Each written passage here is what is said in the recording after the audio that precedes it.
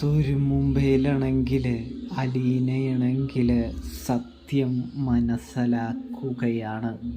ഇവിടെ വൈജയന്തിയാണെങ്കിൽ ഒരിക്കലും ഇനി അലീനയെ തൻ്റെ വീട്ടിലേക്ക് കയറ്റില്ല എന്ന് ഉറക്കെ പ്രഖ്യാപിക്കുകയാണ്.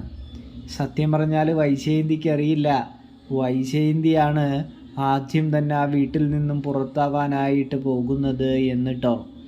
ഇവിടെ ബാലചന്ദ്രൻ കാറ് മെല്ലെ സൈഡാക്കിയതിന് ശേഷം അലീനയുടെ അടുത്തേക്ക് ചെന്നതിന് ശേഷം അലീനയെയും പുറത്തിറക്കിയതിന് ശേഷം മെല്ലെ അലീനയോട് സത്യം തുറന്നു പറയുകയാണ്. താൻ എന്താവശ്യത്തിനാണ് നിന്നെ കുളത്തൂപ്പുഴയിൽ കൊണ്ടാക്കുന്നതെന്നും ആരുടെ അടുത്താണ് കൊണ്ടാക്കുന്നതെന്നും നമ്മുടെ ബാലചന്ദ്രൻ അലീനയോട് പറയുകയാണ്.